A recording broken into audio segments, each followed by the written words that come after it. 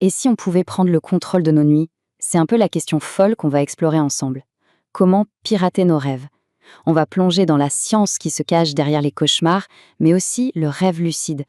Pour commencer, écoutez bien ça. C'est une citation de Michel Carr. Et ça nous met tout de suite dans l'ambiance, non? Imaginez, passer des décennies, des centaines de nuits blanches à regarder les gens dormir, juste pour essayer de comprendre ce qui se passe dans leur tête. On a tous cette impression, pas vrai? On se couche, on s'endort et on pense que le corps se met simplement en pause. Mais en fait, pas du tout.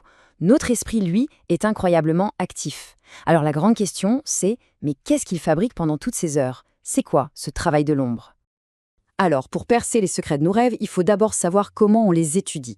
Allez, on fait un petit tour dans un laboratoire de rêve pour voir comment les scientifiques arrivent à jeter un œil dans notre monde intérieur.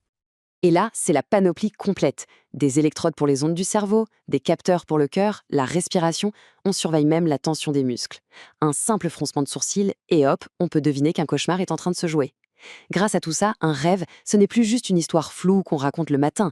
Non, ça devient un événement concret, mesurable, qu'on peut observer en direct sur un écran. Et ça a mené à une découverte vraiment étonnante. L'environnement du labo, il s'invite dans les rêves. Près de la moitié des gens qui dorment là-bas rêvent de l'expérience elle-même. Des câbles, des chercheurs. C'est la preuve ultime que notre vie de tous les jours est vraiment la matière première de nos scénarios nocturnes. Bon, maintenant qu'on sait ça, de quoi sont faits nos rêves, concrètement? Quels sont les ingrédients de cette soupe nocturne?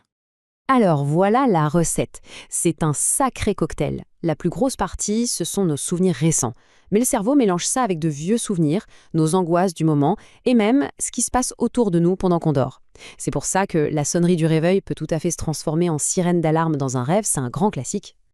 Mais attention, le cerveau ne fait pas que repasser le film de la journée. Il y a ce truc super curieux qu'on appelle l'effet de décalage du rêve. Un événement important peut apparaître dans un rêve la nuit même, puis plus rien, et hop, il ressort une semaine plus tard, mais souvent de manière plus symbolique. C'est le temps qu'il faut au cerveau pour digérer l'info et lui trouver une place. Pourquoi tout ce bazar alors? Eh bien parce que notre cerveau, la nuit, il bosse. Et ce n'est pas pour s'amuser. Il fait une maintenance absolument cruciale pour notre santé mentale. Et pour ça, il a deux grands modes. D'abord, pendant le sommeil profond, le NRM, il fait le tri. C'est l'archiviste méticuleux. Il garde ce qui est important, il jette le reste. Et ensuite, pendant le sommeil paradoxal, le fameux REM, il devient un artiste. Il prend les souvenirs qu'il a gardés et il les connecte entre eux de façon complètement nouvelle, créative, parfois même bizarre. Et cette double casquette, ça nous amène à une idée vraiment forte. Et si nos rêves étaient une sorte de thérapie qu'on s'administre soi-même toutes les nuits? C'est l'un des aspects les plus incroyables. Pendant le sommeil paradoxal, le cerveau rejoue des souvenirs qui nous ont stressés, mais il le fait dans un état chimique où les hormones du stress sont coupées. Le résultat? On garde la leçon de l'expérience, mais la douleur, l'angoisse, elle s'estompe. C'est comme si on retirait le venin émotionnel du souvenir. Ce système est génial, mais il n'est pas parfait.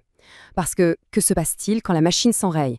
Quand, au lieu de calmer une peur, le rêve se met à la nourrir, à l'amplifier, jusqu'à la transformer en pure terreur? Et là, on bascule dans le territoire des cauchemars. C'est le moment où les simulations de menaces, qui sont censées nous entraîner pour la vie éveillée, deviennent beaucoup trop réelles et nous submergent complètement. Attention, il faut bien faire la différence entre un simple mauvais rêve et un vrai cauchemar. Le premier, c'est juste désagréable. Le second, c'est une peur tellement intense, tellement écrasante, qu'elle nous arrache au sommeil. C'est ça la vraie signature du cauchemar. Et dans le cerveau, voilà ce qui se passe. Imaginez une voiture. Le cortex préfrontal, c'est les freins, ce qui nous permet de relativiser. Pendant un cauchemar, il est quasi à l'arrêt. Et en même temps, l'amygdale, notre centre de la peur, c'est l'accélérateur. Et il est enfoncé à fond.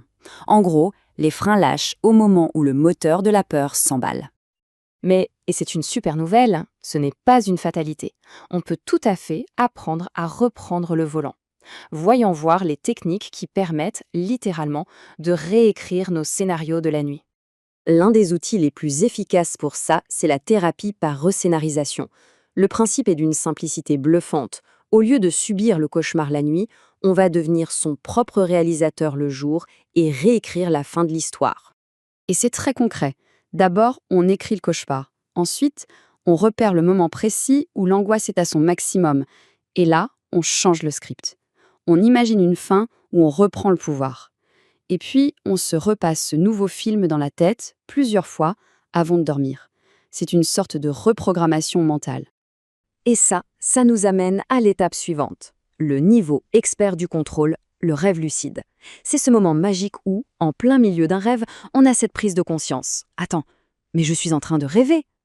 À partir de là, tout devient possible. Et là, on entre dans un domaine qui flirte avec la science-fiction, l'ingénierie des rêves. L'idée, ce n'est plus seulement de se protéger des cauchemars, mais d'utiliser nos nuits comme un simulateur pour apprendre, créer et même guérir. Les possibilités sont juste vertigineuses. Des études montrent que s'entraîner à un sport ou à un instrument de musique dans un rêve lucide peut améliorer les performances réelles. Notre cerveau devient une sorte de simulateur de réalité virtuelle ultra perfectionné et gratuit. Et le plus dingue, c'est que c'est accessible. Une étude a montré un taux de réussite de 50%, 50%, pour provoquer un rêve lucide dès la 2e nuit, juste avec une petite technique de préparation mentale. Ça veut bien dire que contrôler ses rêves, ça s'apprend. Tout ça nous laisse avec une idée assez folle finalement. Pirater ses rêves, ce n'est plus un fantasme, c'est un vrai champ de recherche. La question n'est plus de savoir si on peut diriger nos rêves, mais plutôt si on pouvait choisir le programme de cette nuit, quelle aventure, quelle compétence ou quelle guérison choisirait-on de vivre ?